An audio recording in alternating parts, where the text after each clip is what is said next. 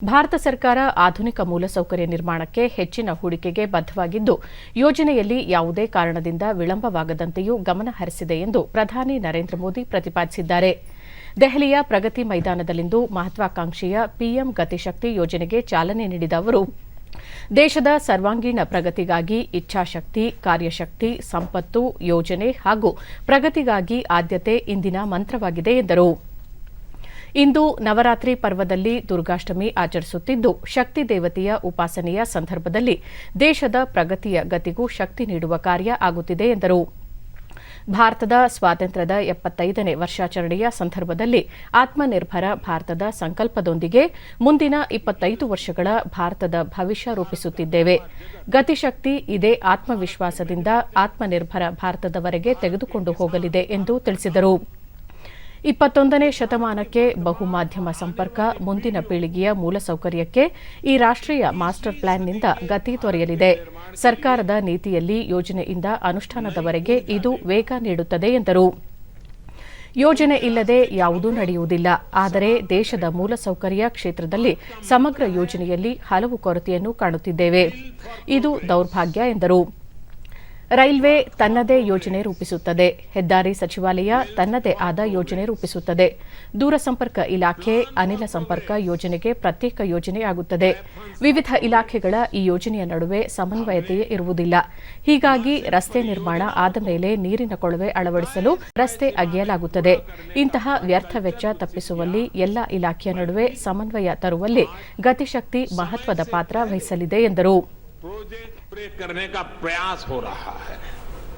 अगर आज भारत आधुनिक इंफ्रास्ट्रक्चर के निर्माण के लिए ज्यादा से ज्यादा इन्वेस्टमेंट करने के लिए प्रतिबद्ध है, तो वही आज का भारत हर वो कदम भी उठा रहा है जिससे प्रोजेक्ट्स में देरी ना हो. हमारे देश में इंफ्रास्ट्रक्चर का विषय ज्यादातर राजनीतिक दलों की प्राथमिकता से दूर रहा है.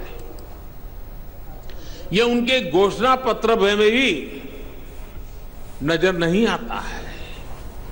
अब तो ये स्थिति आ गई है कि कुछ राजनीतिक दल देश के लिए जरूरी इंफ्रास्ट्रक्चर के निर्माण पर आलोचना करने में गर्व करते हैं, जबकि दुनिया में ये स्वीकृत बात है कि सस्टेनेबल डेवलपमेंट के लिए क्वालिटी इंफ्रास्ट्रक्चर का निर्माण एक ऐसा रास्ता है जो अनेक आर्थिक गतिविधियों को जन्म देता है, बहुत बड़े पैमाने पर रोजगार का निर्माण करता है. ಇದೇ ಸಂದರ್ಭದಲ್ಲಿ ಪ್ರಧಾನಿ ಪ್ರಗತಿ ಮೈದಾನದಲ್ಲಿ ನೂತನ ವಸ್ತು ಪ್ರದರ್ಶನ ಸಂಕೀರ್ಣವನ್ನು ಉದ್ಘಾಟಿಸಿದರು. ಇದಕ್ಕೂ ಮುನ್ನ ವಾಣಿಜ್ಯ ಮತ್ತು ಕೈಗಾರಿಕಾ ಸಚಿವ ಪಿಯೂಷ್ ಗೋಯಲ್, ಗತಿಶಕ್ತಿ ದೇಶದ ಮೂಲಸೌಕರ್ಯ ವಲಯಕ್ಕೆ ಹೊಸ ಗತಿ ನೀಡಲಿದೆ, ಹೊಸ ದಿಕ್ಕು ತೋರಲಿದೆ ಮತ್ತು ಇಡೀ ದೇಶದಲ್ಲಿ ರಾಷ್ಟ್ರೀಯ ಮೂಲಸೌಕರ್ಯ ಕೊಳವೆ ಮಾರ್ಗದ ಮೂಲಕ ವಿಶ್ವ ದರ್ಜೆಯ ಮೂಲಸೌಕರ್ಯ ಒದಗಿಸುವ ಪ್ರಧಾನಿಯವರ ಕನಸು ಈಡೇರಿಸಲು ದಾರಿ ಮಾಡಿಕೊಡಲಿದೆ ಎಂದರು. ಒಂದು ದೇಶ ಒಂದು ತೆರಿಗೆ, ಒಂದು ರಾಷ್ಟ್ರ ಒಂದು ಪಡಿತರ, 15 ತಿಂಗಳುವರೆಗೆ 80 ಕೋಟಿ ಜನರಿಗೆ ಮಾಸಿಕ ಪ್ರತಿ ವ್ಯಕ್ತಿಗೆ 5 ಕಿಲೋಗ್ರಾಂ ಉಚಿತ ಆಹಾರ ಧಾನ್ಯ ಪೂರೈಕೆ ಇಡೀ ದೇಶದ ಜನರ ಮನಗೆದ್ದಿರುವುದಷ್ಟೇ ಅಲ್ಲ, ಜಗತ್ತೇ ನಿಬ್ಬೆರಗಾಗಿ ನೋಡುವಂತೆ ಮಾಡಿದೆ ಎಂದರು. ಇಂದು ಇಡೀ ವಿಶ್ವ ಭಾರತವನ್ನು ಒಂದು ವಿಶ್ವಾಸಾರ್ಹ ಪಾಲುದಾರನಂತೆ ಕಾಣುತ್ತಿದೆ. ಈ ಗತಿಶಕ್ತಿ ಕಾರ್ಯಕ್ರಮ ದೂರದರ್ಶಿತ್ವದ ಪ್ರಮುಖ ಯೋಜನೆಯಾಗಿದ್ದು, ಈ ಮೂಲಕ ಇಡೀ ದೇಶಕ್ಕೆ ಮತ್ತು ವಿಶ್ವಕ್ಕೆ ಭಾರತದ ತ್ವರಿತ ಪ್ರಗತಿಯ ಕುರಿತಂತೆ ಒಂದು ಸಕಾರಾತ್ಮಕ ಸಂದೇಶ ರವಾನೆಯಾಗಿದೆ ಎಂದರು. ಮೂಲಸೌಕರ್ಯ ಯೋಜನೆಗಳಲ್ಲಿ ಗತಿಶಕ್ತಿ ವಿವಿಧ ಸಚಿವಾಲಯಗಳು, ಇಲಾಖೆಗಳ ನಡುವೆ ಸಮನ್ವಯತೆ ಮೂಡಿಸಲಿದ್ದು, ಜನರಿಗೆ ಅನುಕೂಲ ಕಲ್ಪಿಸುವುದರ ಜೊತೆಗೆ ಅನಗತ್ಯ ವೆಚ್ಚವನ್ನು ತಗ್ಗಿಸುತ್ತದೆ. ಸಮಗ್ರತೆ, ಆದ್ಯತೆ ಅತ್ಯಂತ ಪ್ರಶಸ್ತವಾಗಿಸುವುದು, ಸಮನ್ವಯತೆ, ವಿಶ್ಲೇಷಣಾತ್ಮಕ ಕ್ರಮ, ಕ್ರಿಯಾತ್ಮಕತೆ ಈ ಯೋಜನೆಯ 6 ಆಧಾರ ಸ್ತಂಭಗಳಾಗಿವೆ.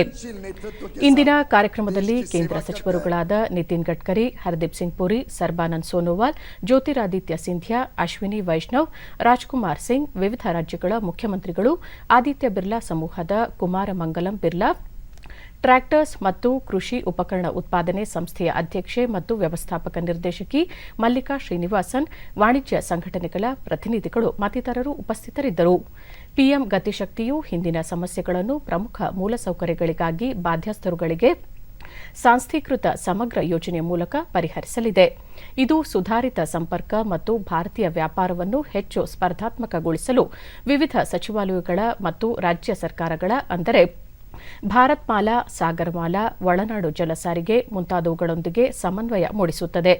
ಬಾಹ್ಯಾಕಾಶ ಅನ್ವಯಿಕ ಮತ್ತು ಭೂ ಮಾಹಿತಿ ಕುರಿತ ಭಾಸ್ಕರಾಚಾರ್ಯ ರಾಷ್ಟ್ರೀಯ ಸಂಸ್ಥೆ ಅಭಿವೃದ್ಧಿಪಡಿಸಿದ ಇಸ್ರೋ ಚಿತ್ರಣದೊಂದಿಗೆ ಪ್ರಾದೇಶಿಕ ಯೋಜನಾ ಪರಿಕರಗಳನ್ನು ಒಳಗೊಂಡಂತೆ ತಂತ್ರಜ್ಞಾನವನ್ನು ವ್ಯಾಪಕವಾಗಿ ಬಳಸಿಕೊಳ್ಳುತ್ತದೆ.